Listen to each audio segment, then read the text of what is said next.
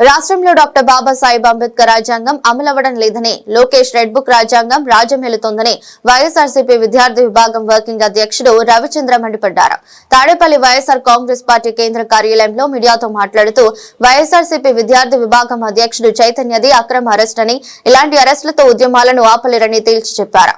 ఫీజులు చెల్లించాలని అడిగితే పోలీసులతో పిడిగుద్దులు, అక్రమ అరెస్టులు చేయిస్తూ ఫాసిస్టు పాలన సాగిస్తున్న చంద్రబాబుకు తగిన గుణపాఠం తప్పదని హెచ్చరించారు. డిసెంబర్ 8, 2025న సాంఘిక సంక్షేమ శాఖ కార్యాలయం వరకు విద్యార్థులతో మా వైఎస్ఆర్ కాంగ్రెస్ పార్టీ విద్యార్థి విభాగం ఆధ్వర్యంలో ఒక ర్యాలీ నిర్వహించాం. ఈ ర్యాలీ సందర్భంగా విద్యార్థులందరం కలిసి సాంఘిక సంక్షేమ శాఖ డైరెక్టర్ కి వినతి పత్రం ఇవ్వాలని భావించాం.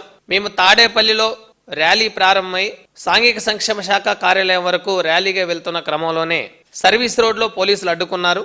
మా ర్యాలీ చాలా ప్రజాస్వామ్యయుతంగా, శాంతియుతంగా ప్రారంభమైంది.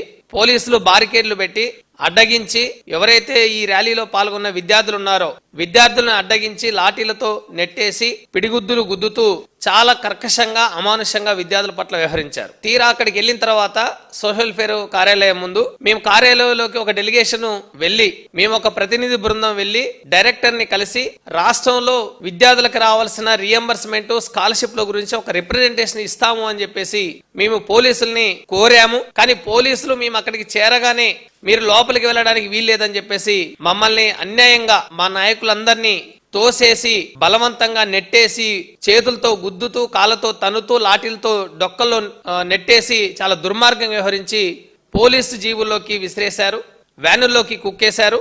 మా రాష్ట్ర అధ్యక్షుడు చైతన్యాన్ని ఈ రోజు జైలుకు పంపించింది ప్రభుత్వం. అరెస్టు చేసిన విద్యార్థుల్ని ఏ పోలీస్ స్టేషన్ కి తీసుకెళ్తున్నారో చెప్పకుండా ముందు తాడేపల్లి పోలీస్ స్టేషన్ అని చెప్పి అక్కడ నుంచి ఏపీఎస్పీ బెటాలియన్ లోకి తీసుకెళ్లి ఏపీఎస్పీ బెటాలియన్ నుంచి తెనాలి వరకు వెళ్తున్నామని చెప్పకుండానే తెనాలి రూట్ లోకి తీసుకెళ్లి చివరికి దుగ్గిరాల పోలీస్ స్టేషన్ కి తీసుకెళ్లారు. దుగ్గిరాల పోలీస్ స్టేషన్ లో ఉదయం 11:30, 12 గంటల నుంచి సాయంత్రం 6 గంటల వరకు నిర్బంధించారు. మళ్ళీ తిరిగి సాయంత్రం 6 గంటలకి తాడేపల్లి పోలీస్ స్టేషన్ కి తీసుకెళ్తున్నామని చెప్పేసి మంగళగిరి పోలీస్ స్టేషన్ తీసుకొచ్చారు.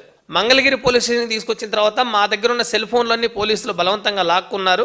అక్కడ నుంచి మళ్ళీ తిరిగి తాడేపల్లి పోలీస్ స్టేషన్ తీసుకెళ్లారు. తాడేపల్లి పోలీస్ స్టేషన్ లో మా అందరితో ఆధార్ కార్డులు తీసుకొని, సంతకాలు తీసుకొని మళ్ళీ మిమ్మల్ని మంగళగిరి పోలీస్ స్టేషన్ కి తీసుకెళ్తామని చెప్పి మంగళగిరి పోలీస్ స్టేషన్ కాకుండా కోర్టుకు తీసుకెళ్లారు.